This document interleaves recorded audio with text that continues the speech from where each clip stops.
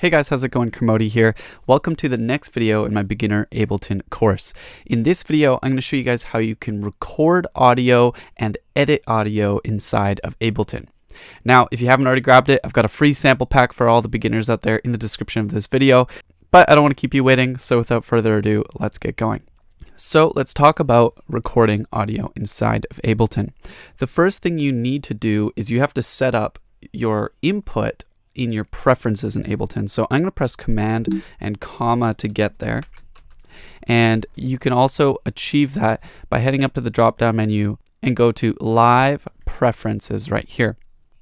Now you're going to have to select some sort of input device. In this case, I'm going to pick my Native Instruments Complete Audio 6 because my microphone is plugged in there. Now, the next thing you're going to need is an audio track. I've got one here. If you don't have one, you can right-click, insert audio track, or alternatively, Command T works. Now you're going to have to get it to input to this track. So I'm going to have to click this I/O section right here if you're not seeing this. And here's where you can select the audio coming in. So what I'm going to do is I'm going to select the audio from the external in, which just so happens to be my Complete Audio 6. Now I have a few channels. Right now I'm going to select audio 1 because that's where my mic is. And my voice is about to double up here because once I hit auto or in, we're actually going to hear that. We're going to hit in and you hear my voice. Now when I set to in, it was a little delayed. That's what's known as latency. And if there's latency, there's a couple things you can do to fix that. Under options, you can reduce latency when it's monitoring. And if it's still delayed, a little bit, under your preferences, you can change this buffer, and the smaller the buffer, the more in time it'll be. And there we go. That's pretty in time right there. That's a lot more similar.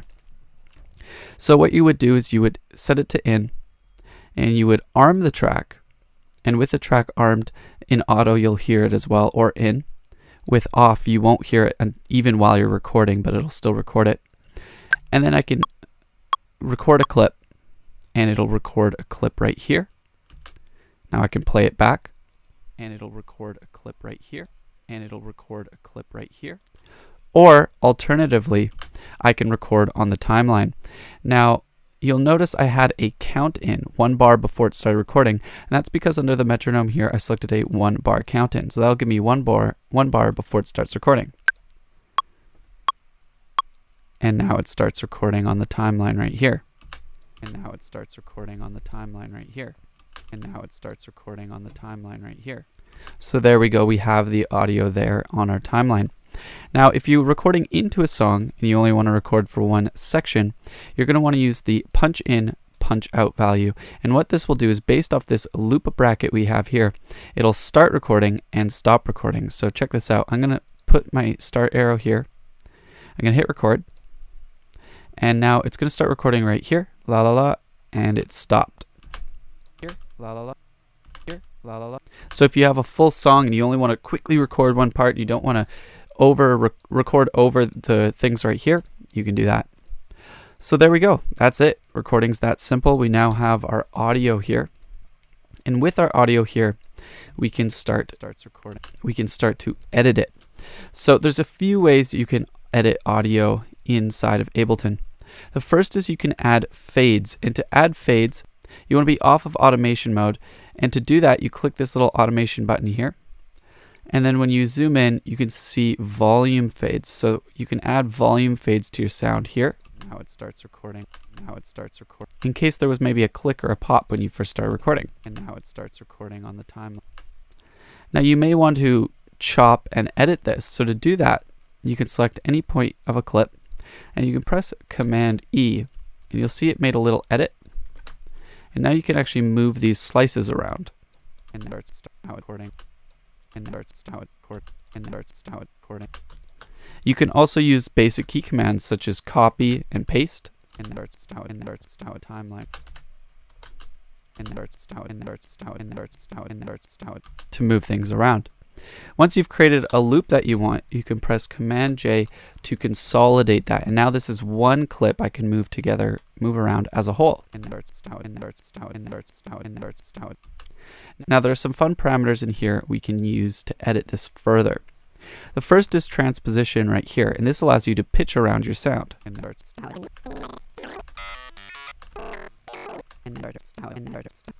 You have transposition here, as well as a detune, which will just move that in a smaller value in cents, while this was semitones. You have a reverse button, so you can actually reverse the whole thing as well, which is really cool. You can double how long it is here with this button, or make it twice as fast with this button here. Then the last thing I want to talk about is warping your sound. And warping your sound is a way of stretching the audio as though your audio is an elastic. You put pins at either end, and then you start to stretch and move that elastic and then put a pin in place. What do I mean by that? Well, I'm going to quickly record something else on time. So let me record something. Here,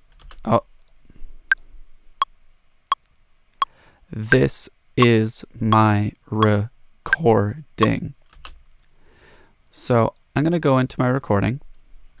This is my recording. And you'll see some parts were a little late and I want to put it more in time. So to start warping and stretching your audio, you have to go to this little bar right here where you see this yellow dot, and you have to double click to insert warp markers. These are the pins inside of the elastic I was talking about. So I'm going to put one at the end, and now anything in here I can double click and move into space. So let's do that. Let's start to get things more on time. This is my recording. So let's actually get that. This is my recording. Maybe I'll move this here. This is my recording.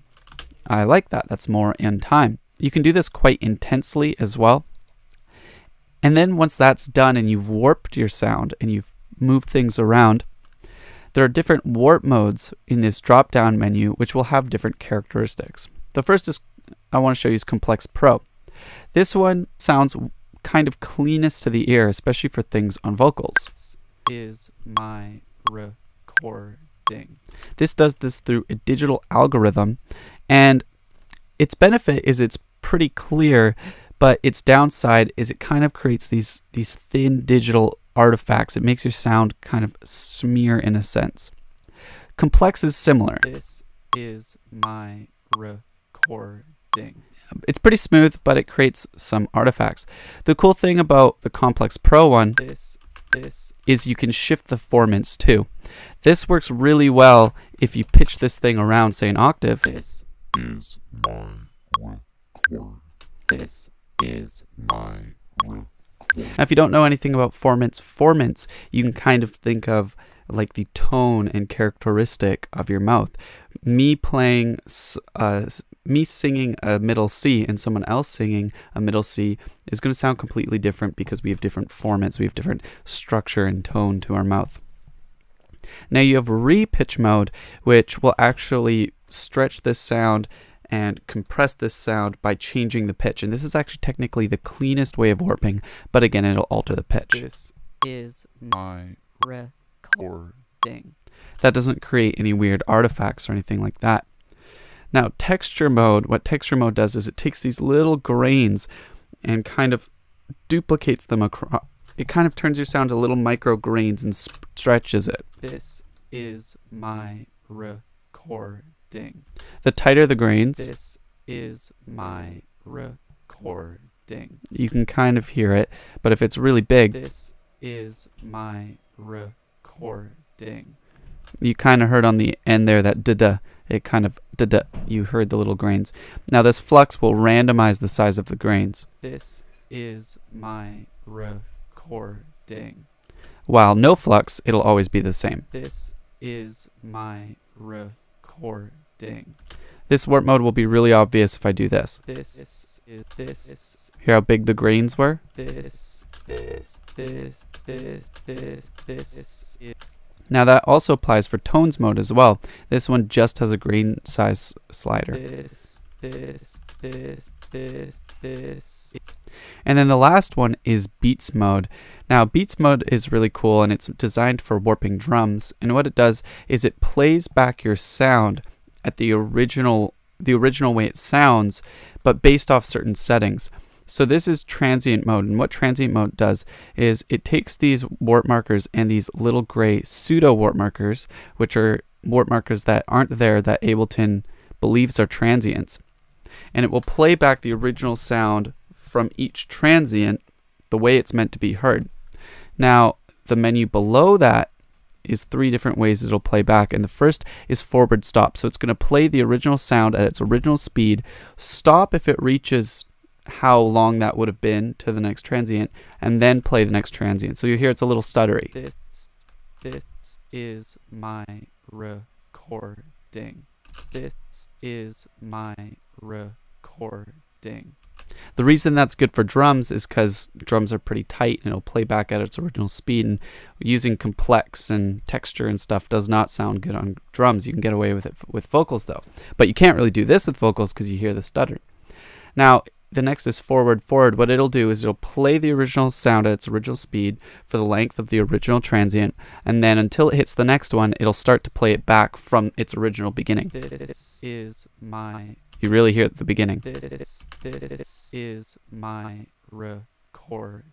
And the last one is forward back, where instead of restarting it, it'll play it, then it'll reverse it. This is my recording. Now, if you don't want it to read the original transient, you have a drop-down menu here where it'll actually play back based off certain timings. So here, it'll play a 16th note of the original and then stop. This is my recording, which gets cool rhythmic patterns in there. So that's kind of a basic, quick summary of warping. And that's how you record audio and edit audio inside of Ableton. It's actually that simple.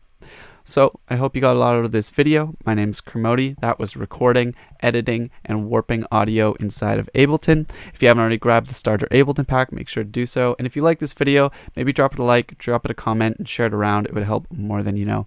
So thanks again, guys. I'm Kermode. Peace.